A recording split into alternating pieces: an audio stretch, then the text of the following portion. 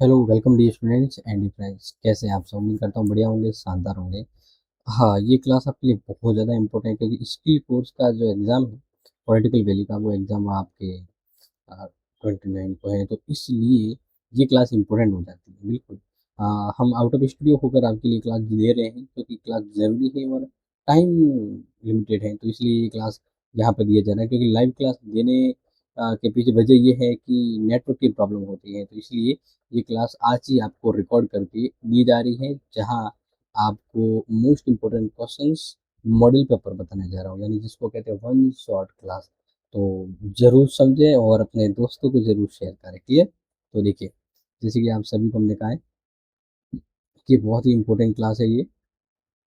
तो इस important class में मैं आपको जो बताने जा रहा हूँ उसको नोट कर लीजिएगा, क्योंकि वन शॉट क्लास है जिसमें आपको मॉडल पेपर पहले बता रहा हूँ, फिर इम्पोर्टेंट क्वेश्चन बताऊंगा। और इसके कोर्स के पेपर का नाम है पॉलिटिकल वैल्यू, जिसमें आपको पता है पेपर 2 खंडों में होता है।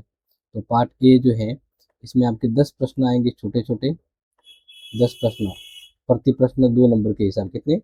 2 नंबर के हिसाब से। तो कितने नंबर हो जाएंगे यहाँ अखंड से? आपके 20 नंबर हो जाएंगे। ठीक है, चलो बढ़ते प्रश्न के उत्तर। जैसे पहला प्रश्न है, राजनीतिक नैतिकता से क्या हास्य है? नैतिकता यानी मोरलिटी। तो अगर राजनीति में पॉलिटिक्स में जा रहे हैं तो नैतिकता यानी ईमानदारी, कर्तव्य, जवाबदेहिता, ये होता है ना। जैसे राजनीति में आदर्श, न्याय, उत्तरदायित्व, पूर्ण आचरण आदि को राजनीतिक नैतिकता कहते हैं। यानी राजनीति में जैसे मान लीजिए कोई एमएलए राजनीति में जा रहा है, तो उसे अपने न्याय, अपने आदर्श और जनता ने उन्हें सुना है तो उसका उत्तरदायित्व का पालन और व्यवहार करना ही राजनीतिक नैतिकता कहलाता है, जो वास्तव में आजकल नहीं देखा जाता है। दूसरा जो प्रश्न है वह मुख्य राजनीतिक मूल्य यानी पॉलिटिकल वैल्यूज।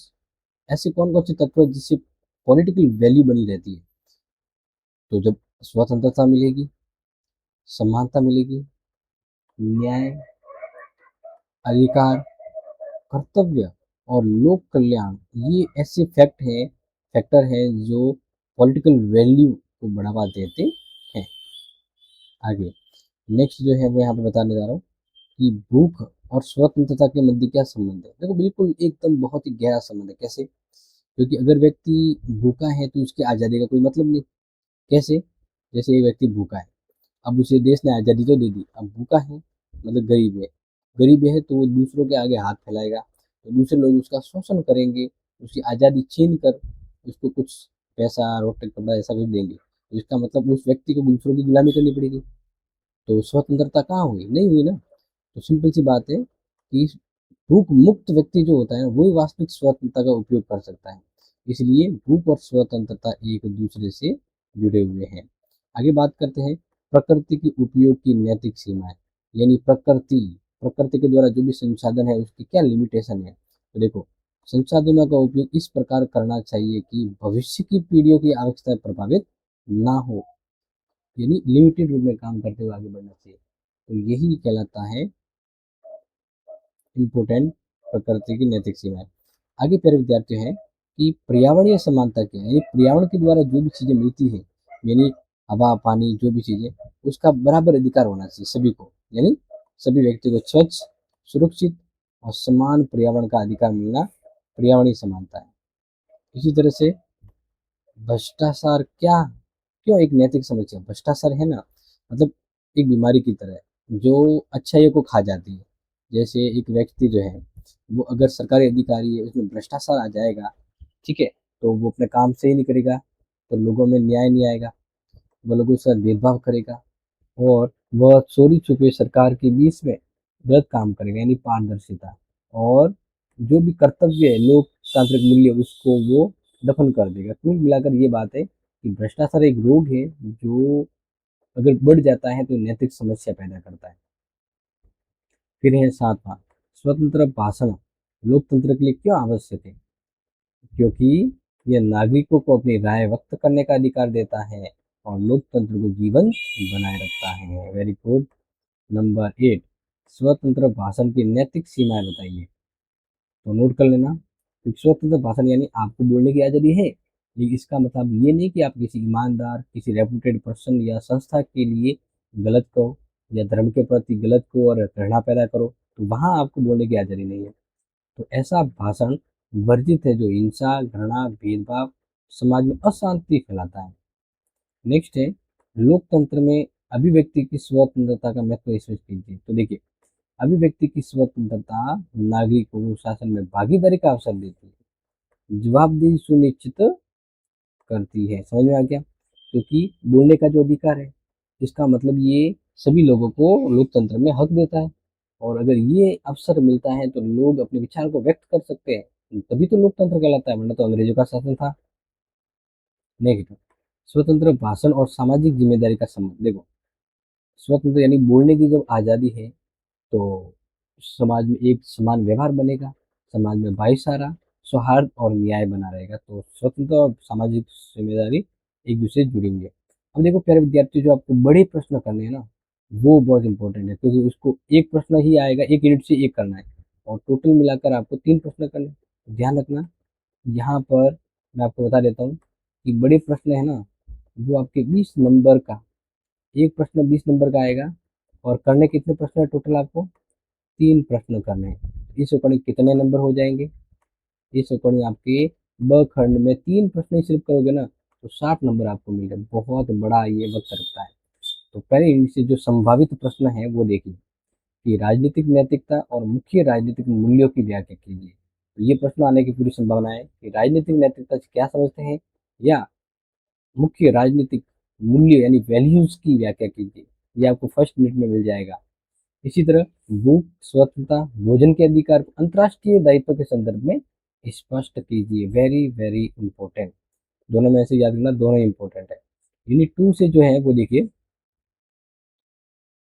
प्रकृति के उपयोग की नैतिक सीमाएं एवं पर्यावरणीय समानता पर विस्तार से चर्चा कीजिए। इसी तरह नेक्स्ट है, सार्वजनिक नैतिकता और निजी नैतिकता में अंतर स्पष्ट करना एवं भ्रष्टाचार के मुद्दे को समझाना। देखो, एक प्यारे विद्यार्थी ध्यान रखना कि स्किल कोर्स का मतलब स्किल्ड के ऊपर आधारित होता है। अगर मान लीजिए कभी कोई प्रश्न नहीं दिया है ना, तो आप उसको अपने मन से लिख सकते हैं। ये बात अभी दिमाग में ठूस लीजिएगा, दिमाग में एकदम अच्छे से, कि स्किल कोर्स का मतलब आपका उस सब्जेक्ट में क्या नॉलेज है। मतलब अगर आपको अगर नहीं भी आ रहा है उत्तर, फिर भी आप पेज भरना, मन से भरना, पॉइंट बना के भरना, राइट होगा। ठीक है? वैसे तो मैंने क्लास ली है आपकी पूरी की पूरी 5 यूनिट। तीसरी यूनिट है स्वतंत्र और लोकतंत्र वाली। तो स्वतंत्र भाषण का मूल्य और उसकी नैतिक सीमा पर चर्चा कीजिए, और इसी तरह स्वतंत्र भाषण और लोकतंत्र के बीच जो संबंध है वो स्पष्ट करना। देखो, तो ये तो था जो हमने आपको बताया, वो था मॉडल पेपर। ठीक है, जो आपको अच्छे समझ में आ चुका होगा। अब हम बात करते हैं 1 से 5 यूनिट के सभी छोटे प्रश्न फटाक और चटाक में। देखिए, सबसे पहले पहले यूनिट, राजनीतिक नैतिकता से आप क्या समझते हैं? जो अभी फर्स्ट पहला ही प्रश्न बताया था कि राजनीति में सत्य, न्याय, ईमानदारी, समानता जैसे मूल्यों को अपनाना ही राजनीतिक न्याय कहलाता है। समझ में आ गया? ये बहुत इंपॉर्टेंट है। इसी तरह नेक्स्ट बात करते हैं कि मुख्य राजनीतिक मूल्य कौन कौन से हैं? स्वतंत्रता, समानता, न्याय, बंधुता, धर्मनिरपेक्षता, सहिष्णुता और मानवाधिकार। फिर है कि भाई राजनीति में नैतिक तर्क का क्या महत्व है? नैतिक तर्क यानी फैक्ट वाली एथिक्स वैल्यू। तो नैतिक तर्क मतलब राजनीति को स्वार्थ से ऊपर उठकर समाज हितकारी निर्णय लेने में सहायक बनाता है। एक व्यक्ति स्वार्थ में आकर निर्णय लेता है तो नैतिकता नहीं कहलाती। नैतिकता का मतलब अच्छे कर्म और अच्छी बातें जिससे समाज का भला हो। तो राजनीति में जैसे मान लीजिए कोई एमएलए है, एमएलए जब राजनीति में कोई भी निर्णय ले रहा है तो स्वार्थ नहीं, जनहित की भाव को ध्यान में रखकर ले रहा है, तो इसका मतलब इससे समाज हित होगा, तो वो नैतिक तर्क का महत्व कहलाता है। नेक्स्ट चौथा है, लोकतंत्र में नैतिकता क्यों आवश्यक है? क्योंकि लोकतंत्र में अगर नैतिकता होगी तभी तो जनता में विश्वास बना रहता है और सत्ता का दुरुपयोग नहीं होगा। फिर है न्याय, राजनीतिक मूल्यों क्यों है? ठीक है, तो आगे देखिए, क्योंकि यह यानी न्याय यह सभी नागरिकों को समान अधिकार और अवसर प्रदान करता है। इसी तरह आगे बात मिलेगी। फिर कि संयुक्त राष्ट्र का कौन सा अंग भूख मिटाने के लिए कार्य करता है? तो AFO यानी फूड एंड एग्रीकल्चर ऑर्गेनाइजेशन, और WEF यानी वर्ल्ड फूड प्रोग्राम जो भूख मिटाने का काम करता है। फिर है अंतर्राष्ट्रीय स्तर पर भूख मिटाने की पहल का क्या नाम है? जीरो हंगर सतत विकास लक्ष्य SGT2। ओके। फिर है भारत में मिड डे मील योजना का उद्देश्य पीछे क्या? बच्चों को सही खाना देना, उचित पोषण खाना, तो गरीबी असमानताएं होती है इस वजह से। इसके अलावा विद्यालय में उसकी उपस्थिति बढ़ाना ताकि बच्चे ज़्यादा से ज़्यादा पढ़े। फिर है भोजन के अधिकार को का लोकतंत्र से क्या संबंध है? लोकतंत्र नागरिकों को समान अधिकार देता है, तो उसमें जीवन जीने का अधिकार तब संभव होगा जब भोजन का अधिकार भी शामिल होगा। वह गरीबी और भूख दूर करने का अंतर्राष्ट्रीय दायित्व क्यों है? अंतर्राष्ट्रीय जिम्मेदारी क्यों है ये? क्योंकि मानवता और वैश्विक शांति जरूरी है। तो मानवता यानी कि ह्यूमन, तो मानव को ध्यान में रखते हुए गरीबी दूर होनी चाहिए, और अगर गरीबी दूर होगी, भूख दूर होगी, तो विश्व में शांति बनी रहेगी। यूनिट थर्ड से जो शॉर्ट इंपोर्टेंट है कि प्रकृति के उपयोग की नैतिक सीमाओं का क्या अर्थ है, इसको समझिए। देखो, जो जितने भी संसाधन है, संसाधनों का प्रयोग संतुलित और टिकाऊ तरीके से करना चाहिए ताकि आने वाली पीढ़ियों का हक न छीना जाए। इसी तरह से पर्यावरण संरक्षण क्यों जरूरी है? क्योंकि जीवन, स्वास्थ्य और सतत विकास के लिए आज पर्यावरण का शुद्ध होना और सुरक्षित होना अति आवश्यक हो गया है। फिर है समानता और पर्यावरण का संबंध स्पष्ट करो। सिंपल सी बात है, पर्यावरण असंतुलन का असर गरीबी और वंचित वर्गों पर पड़ता है, इसलिए समानता हेतु पर्यावरण का संरक्षण अति आवश्यक है। नेक्स्ट है टिकाऊ विकास का क्या दायित्व है? ऐसा विकास जो वर्तमान में जरूरतें पूरी करे लेकिन भविष्य की पीढ़ियों की समझौता न करे। टिकाऊ विकास यानी आज भी हम अपना विकास कर सके, ठीक है, और इस तरह से डेवलपमेंट करें कि जो चीजें हैं वो आने वाली पीढ़ियों के काम आ सके। प्राकृतिक संसाधनों का अति दोहन क्यों हानिकारक है? क्योंकि यह पर्यावरण संकट उत्पन्न कर सकता है, जलवायु परिवर्तन और असमानता को जन्म दे सकता है। इसी तरह से नेक्स्ट बात करते हैं कि जलवायु परिवर्तन किस राजनीतिक मूल्य से जुड़ा हुआ है? जलवायु परिवर्तन वैश्विक समानता और पर्यावरण समझौते से, ठीक है, जैसे पेरिस सम्मेलन है तो वो इससे संबंधित था। पर्यावरण न्याय से क्या अभिप्राय है? सभी वर्गों को स्वच्छ और सुरक्षित पर्यावरण का समान अधिकार होना। फिर है भारत में पर्यावरण संरक्षण से संबंधित एक प्रमुख कानून का नाम बताइए। नोट कर लेना, पर्यावरण संरक्षण अधिनियम 1986। फिर है नैतिक दृष्टि से वनों की कटाई क्यों अनुचित है? क्योंकि यह जैव विविधता और पारिस्थितिक तंत्र को नष्ट करती है, इसीलिए जरूरी है। प्रकृति के उपयोग में संयम क्यों आवश्यक है? क्योंकि अगर संयम के साथ रहेंगे, यानी जैसे सोने देने वाली मुर्गी है, अब उसको सही से यूज करना है। रोज एक अंडा दे तो एक ही लेना है, एक साथ लेने जाओगे तो कुछ नहीं मिलेगा। इसीलिए संसाधन तभी सभी के लिए समान रूप से उपलब्ध है, तो उसका उचित और यथा उचित उपयोग होना चाहिए। नेक्स्ट है टोटल 5 इकाई थी जिसको हमने मॉडल पेपर में 3 में कन्वर्ट करके बताया, लेकिन एक्चुअल में 5 है। तो चौथी इकाई है सार्वजनिक नैतिकता और निजी नैतिकता एवं भ्रष्टाचार। तो देखिए, सार्वजनिक नैतिकता का क्या अर्थ है? समाज और राष्ट्र हित में पालन की जाने वाली नैतिकता को सार्वजनिक नैतिकता कहा जाता है। जैसे सरकार पूरी ईमानदारी से लोकहित को ध्यान में रखकर काम करती है तो सार्वजनिक नैतिकता कहलाती है। निजी नैतिकता का मतलब पर्सनल, व्यक्तिगत जीवन में आप जो आचरण करते हैं, जो व्यवहार करते हैं, जो नियम अपनाते हैं और जिस तरह से आप आदर्श होने का उदाहरण देते हैं, वही निजी नैतिकता कहलाती है। यानी गुड विल, अपने आप को गुड प्रस्तुत करना। अच्छा, अब सार्वजनिक और निजी नैतिकता में क्या अंतर? देखो, सार्वजनिक नैतिकता समाज पर काम करती है जैसे सरकार। निजी नैतिकता जैसे एक व्यक्ति, तो वो अपने जीवन पर के लिए काम करेगा। फिर नेक्स्ट है भ्रष्टाचार किसे कहते हैं? सिंपल सी बात है कि जो सत्ता में आ गया है, जो पद पर बैठा है, वो पद का दुरुपयोग करके निजी लाभ प्राप्त करता है, तो वो भ्रष्टाचार होता है।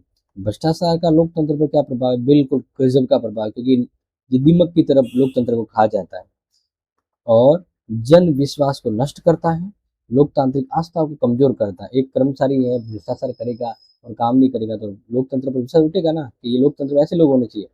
नंबर 6, राजनीतिक भ्रष्टाचार का उदाहरण दीजिए। यानी चुनावों में धन बल और बाहुबल के जरिए आना, जैसे गब्बर सिंह जैसे लोग राजनीति में आएंगे तो भ्रष्टाचार बढ़ेगा। आगे, सार्वजनिक जीवन में पारदर्शिता क्यों आवश्यक है? क्योंकि सार्वजनिक यानी सभी के लिए हो किए जाने वाला काम और नाम होता है, तो उसमें कोई पक्षपात नहीं होना चाहिए। तभी तो जनता सरकार पर विश्वास कर सकेगी और भ्रष्टाचार कम होगा। नेक्स्ट है, भ्रष्टाचार उन्मूलन के लिए भारत का प्रमुख संस्थान कौन सा है जो भ्रष्टाचार को खत्म करने के लिए काम कर रहा है? एक तो है लोकपाल, दूसरा है लोकायुक्त। फिर है निजी नैतिकता का सार्वजनिक नैतिकता से क्या संबंध है? निजी नैतिकता मजबूत होगी यानी एक व्यक्ति खुद नैतिक पूर्ण होगा ना, कहते हैं ना कि अगर हम अच्छे बनेंगे तो दुनिया अच्छी हो जाएगी।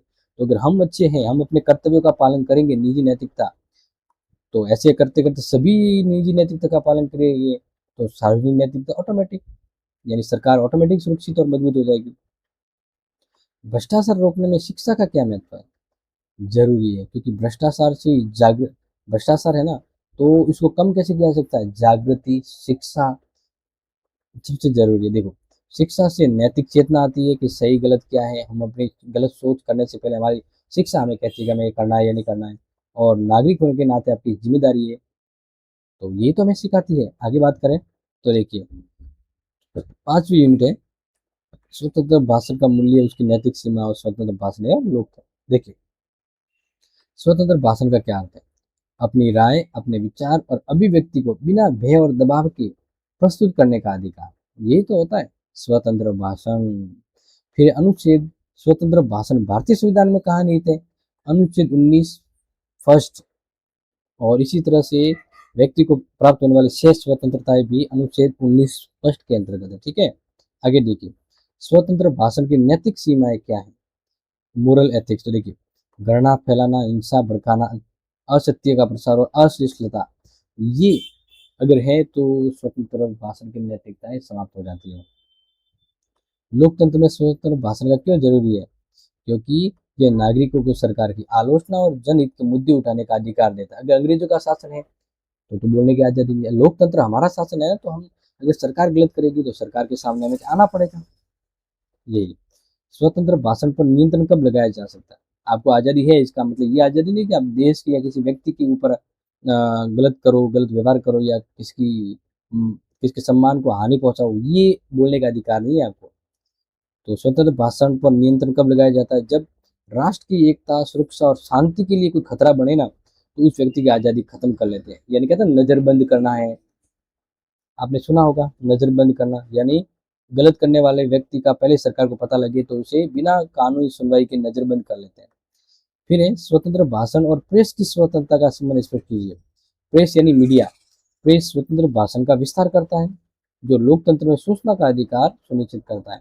तो मुझे कमेंट में उत्तर बताइए, आरटीआई कब लागू हुआ था? सूचना का अधिकार। देखिए, स्वतंत्र भाषण का दुरुपयोग कैसे होता है? स्वतंत्र बोलने की आजादी है तो व्यक्ति इसका दुरुपयोग करते हैं, ये तो होता है। जैसे कोई आजादी, तो कोई भी फेक न्यूज बोल सकता है, अफवाह फैला सकता है और नफरत फैलाने वाले भाषण भी दे सकता है, जो आज के समय लोकतंत्र में आप देख रहे होंगे, भारत में भी देख रहे होंगे। ठीक है, आगे बात करें, स्वतंत्र भाषण का संबंध लोकतंत्र से क्यों है? तो लोकतंत्र ही तो है जहाँ जनता की भागीदारी होती है। लोकतंत्र ही तो है जहाँ लोकतंत्र में सरकार एक तरफ, जनता मिलकर काम करती है, और ये लोगों का शासन है तो लोगों को आज़ादी मिलनी चाहिए, तभी संभव है स्वतंत्र विचार। स्वतंत्र भाषण और जिम्मेदारी का संबंध क्या है? भाषण स्वतंत्र है लेकिन इसे जिम्मेदार और नैतिकता के साथ होना चाहिए। आज हमें बोलने की आज़ादी है, लेकिन फुल फ्रीडम आज़ादी नहीं है। ऐसी आज़ादी नहीं है कि आप किसी दूसरे के ऊपर कमेंट कर सकते हैं, दूसरे को गलत कह सकते हैं, वो गलत है। यानी जहां तक आप अपना विकास करना चाहते हैं उतनी आज़ादी आपको है। जहां दूसरों की आज़ादी को खत्म करोगे, वहां, जहां दूसरों की आज़ादी को छीनोगे, वहां आपकी आज़ादी खत्म हो सकती है। नेक्स्ट, अभिव्यक्ति की स्वतंत्रता पर सर्वोच्च न्यायालय का एक प्रमुख निर्णय क्या था? तो नोट करना, केशवानंद भारतीय बनाम राज्य 1973 में, इसमें अभिव्यक्ति की स्वतंत्रता को है ना मौलिक अधिकार के रूप में मान्यता दी है। इसके अलावा प्यारे विद्यार्थियों, ये एक वन शॉट क्लास थी जो मैंने आपको कंप्लीट करवा दी है। ठीक है, अब आपको क्या करना है, ये जो नोट्स हैं अगर ये आपको चाहिए, ठीक है ना, तो मैं आपको सीधा सीधा बता देता हूँ, या इसके अलावा सभी नोट जो चाहिए ना, तो आपको पता है हमारी जो ऐप का नाम है, उस ऐप का नाम है क्लासी सेट। क्या नाम है? Classy set. ठीक है ना, तो उस ऐप पर जाइएगा, जहाँ आपको हो सकता है कि आपको प्राइस कम भी देखने को मिले और वहाँ ये नोट्स मिल जाएंगे। क्लियर? तो उम्मीद करता हूँ ये क्लास आपको हमारे द्वारा दी गई अंतिम समय पर हेल्पफुल होगी। तो ज़रूर दोस्तों को शेयर करें, कुछ समस्या है तो ज़रूर बताएं, लेकिन झंडे ज़रूर काट देना। जय हिंद, जय भारत।